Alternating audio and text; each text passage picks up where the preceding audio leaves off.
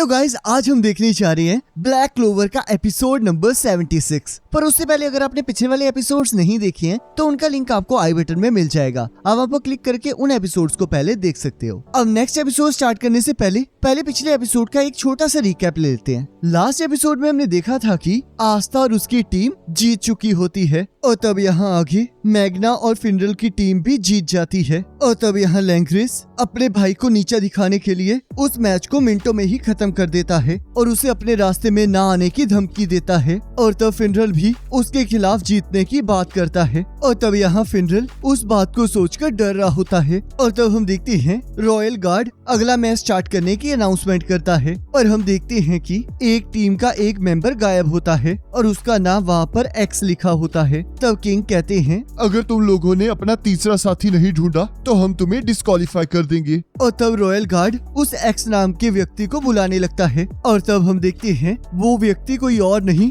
एक्वाडियर का कैप्टन रिल होता है। तब वो सारे कह रहे होते हैं कि आखिरकार ये कैप्टन यहाँ कर क्या रहा है। तब कैप्टन रिल कहता है, क्या मैंने कोई गलती की है? मुझे पता नहीं था कि यहाँ पर कैप्टन अलाउड नहीं है। तब विजिट किंग कहते हैं, ऐसी कोई बात नहीं है, तुम यहाँ पार्टिसिपेट कर सकते हो। और सोचते हैं ये तो कमाल की बात है, अब तो मैं रिल का मैजिक भी देख पाऊंगा। और सभी लोगों से कहते हैं सभी कॉम्पिटिटर्स शांत रहें और आप इसे इस तरह से सोचें कि आपको एक कैप्टन को हराने का मौका मिल रहा है। तब कैप्टन रिल कहता है, मैं ये सब कुछ इसलिए कर रहा हूँ क्योंकि एक्वाडियर इस बार लास्ट आया था, तो इसलिए मैं उसका इम्प्रेशन ठीक करना चाहता हूँ, तो इसलिए मैं जल्दी हारूंगा नहीं। तब एक बूढ़ा आदमी आकर वहाँ कहता है, आपके इस उत्साह को देखकर मेरी आंखों में आंसू ही आ गए हैं। तब आस्था सोचता है, आखिरकार इतना तेज बुड्ढा आया कहाँ से? और तब हमें बताया जाता है कि वो रिल की फैमिली का बटलर है। और तब कैप्टन रिल आस्था को हाय कहता है और तब हम देखते हैं वॉल्टर आस्था को घूर रहा होता है, जिससे आस्था और मिमोसा डर जाते हैं। तब वॉल्टर आस्था को चाय पकड़ाते हुए कहता है, तो वो आप हैं मास्टर रिल के सच्चे दोस्त मास्टर आस्था। मैंने आपके बारे में उनसे बहुत कुछ सुना है। मैं बहुत खुश हूँ कि आप मास्टर के फ्रेंड बने हैं। प्लीज आप इस चाय को पी लीजिए।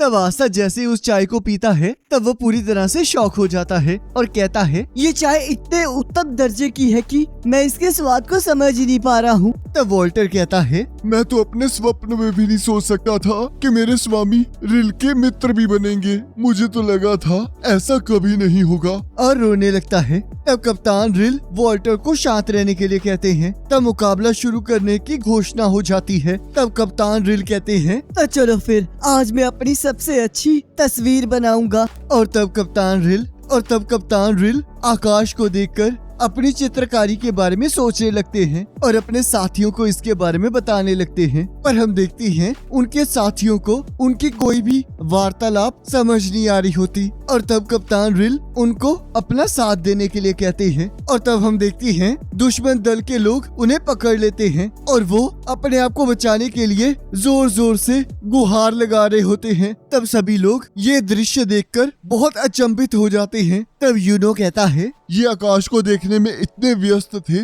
कि सीधे दुश्मनों के जाल में ही फंस गए। तब यहाँ दुश्मन दल का एक साथी कहता है, क्या एक कप्तान को हराना हमारे लिए सही होगा? तब उसका दूसरा साथी कहता है, ये एक मुकाबला है तो इसलिए हम इस मुकाबले को जीतने में अपना सर्वश्रेष्ठ देंगे। और तब हम देखते हैं दुश्मन दल के सभी लोग एक साथ अपनी जादुई शक्तियों को मिलाकर एक्वाडियर के कप्तान पर हमला कर देते हैं। तब कप्तान रिल उनके जादू को देखकर सोचते हैं, इनका जादू कितना मनमोहक है और इन्हें अच्छी तरह से पता है कि इन्हें अपने जादू का किस तरह से इस्तेमाल करना है। ये लड़ाई का मैदान तो सच में एक बहुत अच्छा कैनवस है। देखो वॉल्टर, मुझे इसमें रंग भरने की इच्छा हो रही है। और तब हमें 4 वर्ष पुराना दृश्य दिखाया जाता है जहां हम देखते हैं रिल के फैमिली के नौकर उसकी जादुई शक्तियों की वजह से तंग होते हैं। और तब एक औरत कह रही होती है कि जब से इन्हें अपनी जादुई किताब प्राप्त हुई है तब से इन्होंने अपने जादू को बिल्कुल स्वतंत्र छोड़ दिया है तब यहाँ कप्तान ड्रिल की माँ कह रही होती है कि ये लड़का मेरी कोई बात नहीं मानता है। ये बस पूरा दिन अपने कमरे में बैठा बैठा चित्रकारी ही करता रहता है। मैं तो इसे समझ ही नहीं पा रही हूँ। ये तो पूरी तरह से दानव बन चुका है।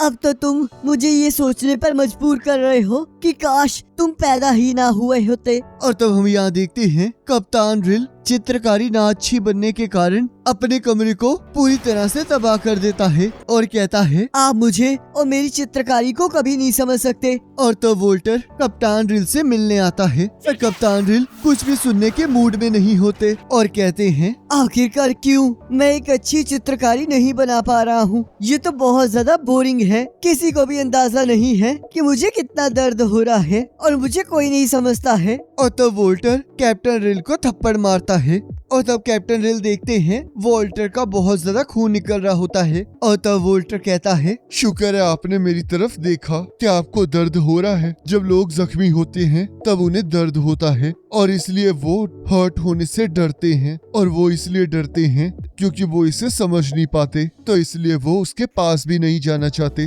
पर अगर आप ये चाहते हो कि कोई आपको समझे तो पहले आपको उन्हें समझना होगा। आपने इन पिक्चर्स के लिए बहुत मेहनत की है, तो क्या आप नहीं चाहते कि कोई और भी इन्हें देखे? पर अगर मैं सच कहूँ तो ये छोटा सा कैनवस आपके टैलेंट को नहीं संभाल सकता, जिस वजह से लोगों को आपको समझने में मुश्किल हो रही है, क्योंकि अक्सर टैलेंट को लोग समझ नहीं पाते। पर मैं जानता हूँ कि आपको एक दिन ऐसा कैनवस जरूर मिलेगा जहाँ पर आप अपने पूरे मैजिक को अपनी पूरी पावर से यूज कर पाओगे। तो उसके लिए आपको मैजिक नाइट्स को ज्वाइन करना होगा और मुझे पूरा यकीन है आपको ऐसा कैनवस जरूर मिलेगा जिसे आप एंडलेसली पेंट कर पाएंगे और तब आप एक मास्टरपीस क्रिएट करेंगे। तब कैप्टन ड्रिल कहते हैं क्या तुम्हें सच में लगता है कि मैं ऐसा कर पाऊंगा? तब वोल्टर हाँ कहता है। तब कैप्टन ड्रिल कहते हैं ठीक है, फिर मैं मैजिक नाइट्स को ज्वाइन करने के लिए तैयार हूँ। और तब वो दोनों मिलकर हंसने लगते हैं। और तब हम देखते हैं अगले दिन कैप्टन ड्रिल बिना किसी को बताए मैजिक नाइट एग्जाम के लिए निकल जाते हैं। और तब यहाँ वोल्टर सोचता है आपने अपने टैलेंट के दम पर मैजिक नाइट्स को ज्वाइन किया है और अब आप हिस्ट्री के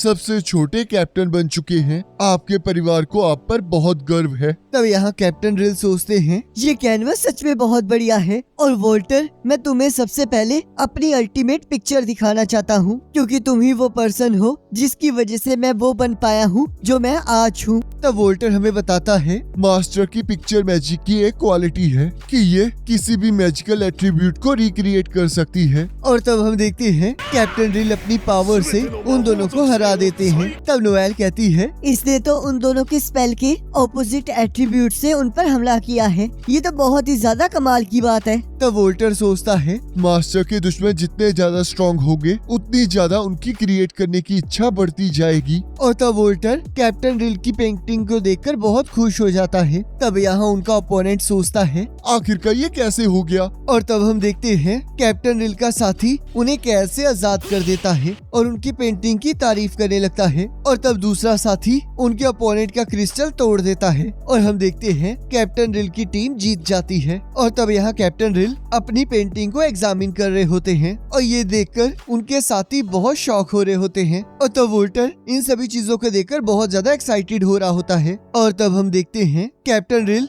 उस बैटलफील्ड को छोड़ नहीं रहे होते। तब उनके साथी उन्हें उठाकर वहाँ से ले जाते हैं। और तब हम देखते हैं अगला मैच क्लाउस और उसकी टीम का होता है और लक इस बात से बहुत ज्यादा एक्साइटेड होता है। तब क्लाउस कहता है लक ये मैच रॉयल नाइट्स की सिलेक्शन के लिए है, तो इसलिए तुम्हें सीरियस होना होगा और एक लीडर के तौर पर मैं तुम्हें अकेले जाने से मना करता हूँ। और तब हम देखते हैं उन दोनों को बहस करते हुए देखकर उनकी तीसरी साथी सोचती है क्या ये दोनों मेरे साथी हैं? मुझे तो लगता है इस टीम को मुझे अकेले ही जिताना होगा। तब क्लाउस अपनी न्यू टीममेट को देखकर बहुत ज्यादा दुखी हो जाता है। तब आस्था और मिमोसा उसके लिए चीयर करते हैं। तब यूनो कहता है अगर आप हारेंगे तो मैं आपको सीनियर बुलाना बंद कर दूंगा। तब क्लाउस कहता है तुम चिंता मत करो, मैं तुम्हें निराश नहीं करूंगा। और तब क्लाउस अपने टीम मेंबर्स को अपने अपोनेंट टीम के एक आदमी पर ध्यान रखने के लिए कहता है। और तब हम देखते हैं रॉयल गार्ड लड़ाई शुरू होने की अनाउंसमेंट कर देता है और इसी के साथ एपिसोड खत्म हो जाता है। अब गाइस आप मुझे जरूर बताना कि आपको ये वाला एपिसोड कैसा लगा।